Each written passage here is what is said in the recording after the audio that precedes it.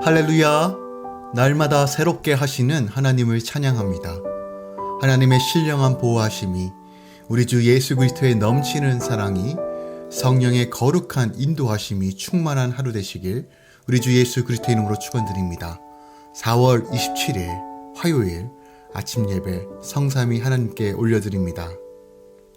우리 다 함께 사도신경으로 신앙을 고백하며 이 아침을 시작하기 원합니다.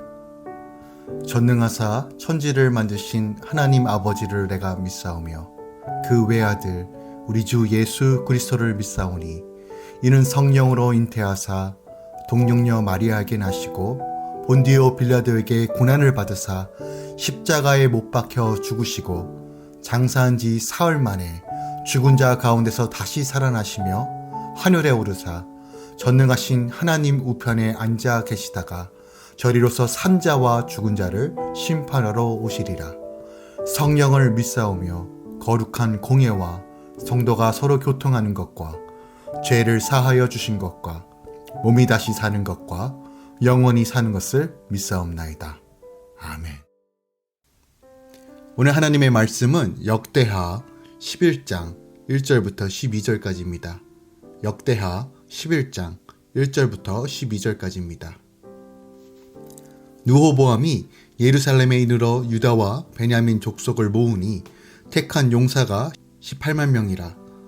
이스라엘과 싸워 나라를 회복하여 르호보암에게 돌리려 하더니 여호와의 말씀이 하나님의 사람 스마야에게 임하여 이르되 솔로몬의 아들 유다 왕 르호보암과 유다와 베냐민에 속한 모든 이스라엘 무리에게 말하여 이르기를 여호와께서 이같이 말씀하시기를 너희는 올라가지 말라.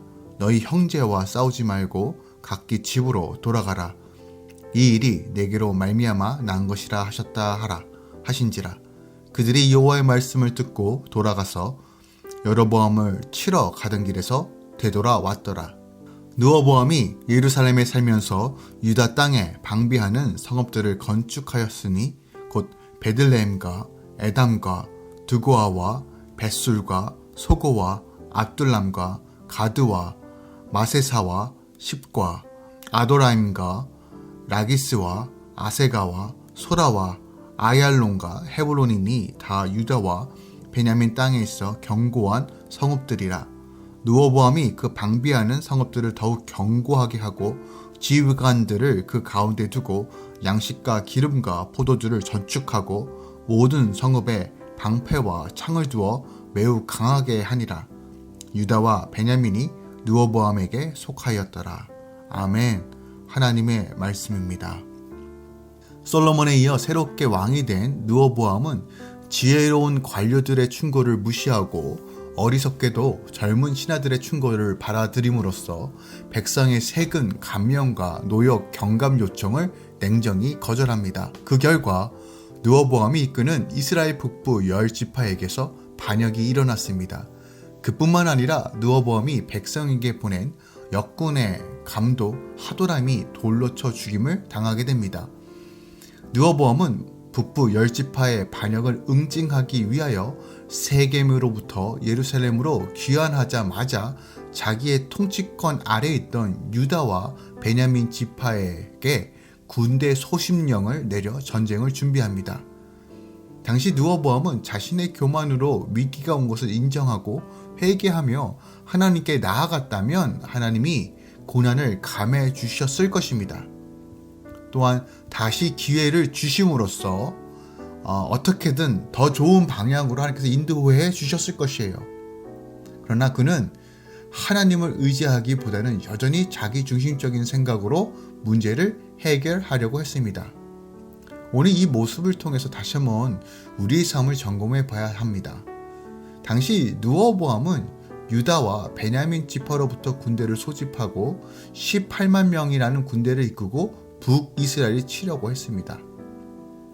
여전히 자기가 무엇인가 할 수 있다라고 생각하는 것입니다. 그런데 그때 하나님께서 스마야 선지자를 통해 너희 형제와 싸우지 말고 각기 집으로 돌아가라. 이 일에 내게로 말미암아 난 것이다 라고 말씀하십니다. 즉 하나님의 섭리와 하나님의 계획 안에 있는 것이다 라고 분명하게 가르쳐 주세요. 이에 르호보암은 하나님의 말씀에 순종하여 여로보암을 치던 가던 길에서 돌이킵니다. 오늘 본문을 통해서 우리가 다시 한번 조금 역사적으로 봐야 할 것은 이 르호보암의 행동과 선택으로 인하여 결국 이스라엘 왕국이 분열되는 것, 그것이 분열이 이제 고착화되고 있는 계기가 무엇인지를 보여주고 있어요. 그리고 그 계기는 바로 하나님의 섭리 안에서 이것이 이루어졌다라고 성경은 기록하고 있어요. 근데 이 얘기는요, 이스라엘 분열의 원인이 하나님께 있다는 말이 아니고요. 이스라엘 분열의 원인은 결국 솔로몬의 타락과 르호보암의 어리석은 선택과 처신에 있었습니다. 다만 하나님은 솔로몬의 타락에 대해 징계로 일찍이 아히야 선지자를 통해 이스라엘이 나누어질 것이라고 예고하셨어요. 그리고 르호보암의 마음을 강팍하게 하셔서 원로들의 의견을 버리고 백성들의 요구를 묵살하게끔 하도록 하나님께서 그렇게 인도하셨다는 거예요. 또한 북부 10지파로 르호보암을 배반하게 하신 것이며 이젠 그들을 응징하러는 르호보암을 선지자 스마야를 통해 제재하신 것입니다. 그러니까 이 모든 것들이 하나님의 전체적인 주권 안에 이루어지고 있다는 것이에요. 우리가 이 장면을 통해서 다시 한번 좀 생각해 볼 것은요, 모든 것들이 결국은 하나님의 인도하신 가운데 있다는 사실이 너무 분명히 보입니다. 그분은 모든 인류 만물을 다스리시고 통치하시고 이끄시는 분이십니다. 특별하게 우리가 좀 더 주목하게 보기 원하는 것은 이 장면을 좀 영적으로 좀 해석하면요, 육적인 싸움에 집중하는 삶은 결국은 우리가 잘못된 것을 선택하고 또한 제된 길로 들어갈 수 있는 통로를 열 수 있다는 것도 보여주고 있어요. 하지만 내 죄를 보고 회개하며 육적인 싸움을 그치고 하나님의 음성을 따라 살게 되면 새로운 길이 열린다는 것도 오늘 본문이 우리에게 가르쳐주고 있어요. 르호보암이 지금까지 자신의 생각, 즉 육적인 방법을 선택했을 때 늘 깨어짐을 경험했어요. 하지만 오늘 본문에서는 그래도 하나님의 음성을 듣고 순종합니다. 그랬더니 어떤 길이 열립니까? 새로운 길이 열리는 거예요. 비록 내 삶 가운데 많은 것들이 무너져 있고 깨져 있는 것처럼 보이지만 늦지 않았습니다. 다시 말씀에 순종하고 주의 길로 돌이키는 순간 하나님은 그 상황에서도 다시 새로운 길을 여신다는 거예요. 5절부터 12절까지는 르호보암이 남유다를 방어하기 위하여 유다 방방 곳곳에 15개의 방비성을 건축하였다고 기록하고 있어요. 그런데 이 방비성의 특징은요, 북이스라엘과의 국경에 건설된 것이 아니라 서쪽과 남쪽에 집중되어서 건설하였다는 것을 우리가 알 수 있어요. 이것은 북이스라엘보다 애굽과 블레셋의 침략을 염두에 두고 지어졌다는 것이에요. 또한 르호보암은 각 성에게 지휘관을 세우고 군량미를 저장해 둠으로써 유사시에 철저하게 대비를 합니다. 오늘 이 말씀을 통해서 주님께서 우리에게 무엇을 가르치고 계실까요? 우리는 어떤 말씀을 좀 붙들고 나가야 될까요? 5절부터 12절까지의 말씀을 한 번 더 묵상해 보길 원합니다. 르호보암이 유다 땅 곳곳에 방비성 15개를 건축하였어요. 그 성은 더욱 견고하게 하였다라고 기록되어 있습니다. 당시 솔로몬과 다윗 시대만 해도 고대 근동 지역에서 감히 이스라엘을 대적할 나라는 없었어요.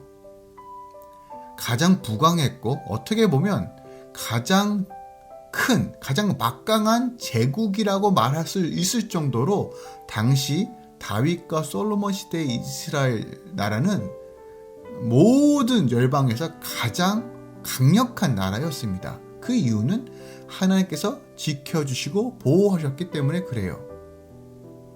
그런데 지금 남과 북으로 갈라진 상태입니다. 즉 그들이 가지고 있던 국력도 절반으로 약화되었다는 것이고 실질적으로 더 많은 것들이 약화된 상태예요. 그러므로 르호보암은 나라의 안위를 위해서 서둘러 많은 방비성을 건축한 것입니다. 당시 서쪽에는 블레셋과 남쪽에는 애굽이 호시탄탐 남유다를 침공할 기회를 노리고 있었어요. 실질적으로 역대하 12장 말씀에는 애굽 왕 시삭이 대국을 이끌고 남유다를 침공합니다. 그 이유는 당시 고대 근동에서 이스라엘 땅은요, 아프리카와 유럽과 아시아를 잇는 교차점에 위치한 곳이에요. 그래서 늘 강대국들, 열국들이 이스라엘의 땅을 차지하기 위해서 현안이 되었다는 것이에요. 왜요? 교통으로든 모든 것들이 바로 연결되어 있는 중심지가 바로 이스라엘이기 때문에 그래요. 특히 애굽은요, 북이스라엘 왕 여로보암과의 관계가 특별합니다. 여로보암이 솔로몬에 의해 만명됐을 때 애굽으로 갔죠. 그래서 애굽에서 이 사삭이 이 여로보암을 돌봐주기도 합니다. 그 현재 또한 남유다가 약해진 틈을 타사 남유다가 약해진 틈을 이용해서 침략 전략을 세우고 있는 중이었어요. 그러니까 이런 것을 대비하여 르호보암은 서쪽과 남쪽에 방비성을 집중합니다. 오늘 이 방비성을 집중한 것을 통해서 우리가 무엇을 깨달아야 할까요? 오늘 우리는 이 아침에 우리의 신앙의 방비성을 곳곳에 세워야 함을 배워야 합니다. 영적으로 볼 때 많은 대적들에 의해 우리는 늘 둘러싸여 있어요. 사단 마귀는 어떻게 해서든 우리와 우리의 가정과 사업터와 우리 다음 세대들을 넘어뜨리기 위해 호시탐탐 공격의 기회를 엿보고 있다는 거예요. 그래서 우리가 잘 알고 있는 베드로전서 5장 8절에 대적 마귀는 우는 사자와 같이 삼킬자를 두루 찾는다라고 경고하고 있는 것입니다. 그러므로 우리는 이런 세력으로부터 우리의 삶과 영혼과 가정과 또한 직장과 다음 세대를 위해 신앙의 방비성을 곳곳에 세워야 한다는 것이에요. 그렇다면 우리가 세워야 할 신앙의 방비성이 무엇인지, 그러면 이것을 어떻게 세워야 하는지를 알아야 한다는 것이에요. 우리가 이 신앙의 방비성을 세우는 방식은 예배소서 6장에 잘 나와 있습니다. 바울이요, 예배소 6장을 통해서 우리 안에 이렇게 권면합니다. 성령의 전신갑주를 입으라라고 권면하면서 6장 14절 이후에 어떻게 우리가 신앙의 방비성을 세울 것인지를 가르쳐주고 있어요. 먼저 진리의 허리띠를 차라고 말합니다. 복음의 진리로 무장하라고 말씀하고 있는 거예요. 허리는 우리 삶의 중심입니다. 즉 예수 그리스도의 죽으심과 부활하심과 다시 오심을 소망하며 이 복음을 붙잡고 나아가는 삶이 바로 진리의 허리띠를 차는 것입니다. 의의 호심경은요, 믿음으로 의롭게 된 것을 믿고 나를 자녀 삼아 주셨던 그 하나님, 나를 아들 딸 삼아 주셨던 그 하나님을 바라보며 내 안에 참된 자유함이 있다는 것을 선포하며 믿는다면 사단 마귀의 정죄로부터 우리는 자유로울 수 있다는 것이에요. 또 복음의 신은 무엇입니까? 신발의 기능이 무엇일까요? 특별하게 군화는 매우 단단합니다. 군화가 단단한 이유는 적군이 숨겨놓은 올가미와 덫에 걸려도 발을 보호하기 위하여 단단하게 만듭니다. 즉 복음의 신발이란 믿음으로 의롭게 된 것을 믿는 자들이 어느 곳에 가든 보호를 받는다는 의미를 가지고 있어요. 그래서 복음의 참된 진리 안에 나를 늘 충만하게 채우면 어떤 순간에서도 우리는 평화를 누릴 수 있다는 의미가 바로 복음의 신발이에요. 믿음의 방패는 무엇일까요? 마귀의 불같은 시험 속에서도 다니엘의 세 친구처럼 두려워하지 않고 믿음으로 나아갔더니 그 시험을 능히 이겨낼 수 있었던 것처럼 믿음의 방패, 주를 믿는 믿음으로 나아갈 때 우리는 불같은 시험 속에서도 능히 견디며 이길 수 있다는 것이에요. 구원의 투구는요, 구원의 소망을 의미합니다. 구원받은 소망, 우리 안에 이기게 하시는 그 하나님, 그 전능한 오른손이 우리와 함께 하심을 바라보며 나아가는 삶이 바로 구원의 투구로 입는 삶이에요. 성령의 검은요, 하나님의 말씀을 의미합니다. 이 말씀으로 사단 마귀를 제압할 수 있다라고 말씀하십니다. 이것은 예수님께서 받으셨던 시험을 통해서 우리가 분명히 확인할 수 있는 것이에요. 말씀을 붙잡고 말씀대로 이루실 것을 선포하며 나아갈 때 사단 마귀는 절대로 우리를 공격할 수 없습니다. 즉 우리 삶의 방비성, 즉 영적으로 무장하여 성령 안에서 말씀 안에서 기도로 주님을 바라보며 주님을 의지하며 나아갈 때 우리 삶 가운데 영적인 방비성, 신앙의 방비성을 세우는 것입니다. 진리를 분명히 알고 의와 복음으로 무장하여 흔들리지 않는 믿음 가운데 구원의 확신을 갖고 나아가는 삶, 성령의 검인 말씀을 선포하며 말씀대로 이루실 하나님을 바라보며 기도할 때 하나님의 능하신 손이 우리를 지키시고 선하게 인도해 주실 것입니다. 오늘 이 아침 우리가 함께 기도하기 원합니다. 주님, 내 안에 늘 하나님께서 오셔서 우리 주 예수 그리스도의 그 견고한 바위 위에 우리가 온전히 서게 하여 주시옵소서. 늘 성령 안에서 이게 가시며 하나님 예수 그리스도의 이름으로 온전히 주님이 믿어지고 우리와 함께 하시는 하나님을 바라보며 평안과 안식으로 채워 주시옵소서. 환난과 어려움 속에서도 늘 십자가 안에서 이기게 하시는 하나님으로 늘 충만하게 채워달라고 함께 기도하며 나아가는 이 아침 되기 원합니다. 오늘 하루도 우리 주 예수 그리스도 안에서 승리하시길 우리 주 예수 그리스도 이름으로 축원드립니다. 기도하겠습니다. 사랑하는 주님 감사합니다. 오늘 남유다 곳곳에 방비성을 세우고 준비했던 느호보암의 삶을 통해서 다시 한번 우리 삶 가운데 신앙의 방비성들을 세웁니다. 사단은 우는 사자와 같이 우리를 공격하려고 하고 어떻게 해서든 우리의 삶을 무너뜨리려고 합니다. 하지만 하나님, 우리 삶 가운데 철저하게 사단이 들어오는 모든 통로들을 차단하고 성령의 전신갑주를 취하며 주님께서 주신 그 능력으로 오늘도 한 걸음 한 걸음 나아갑니다.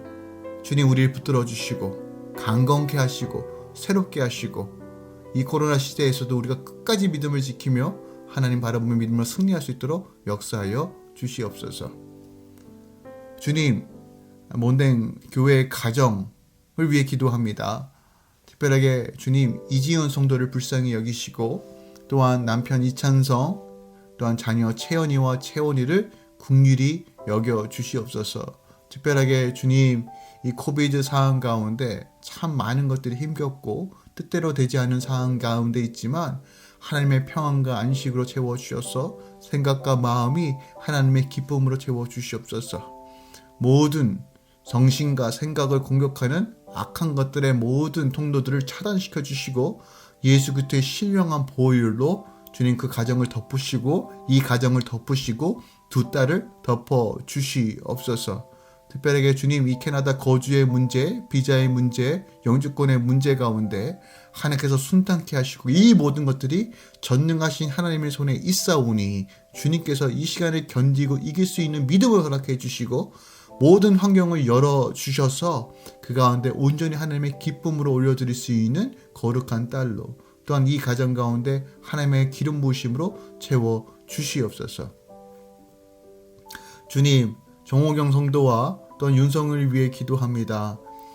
남은 캐나다 생활 주님께서 허락해 주심에 감사합니다. 우리 특별하게 융성이가 하나님 학업 가운데 진취적이고 또한 많은 것들을 성취하며 지혜로운 아들로 성장하길 원합니다.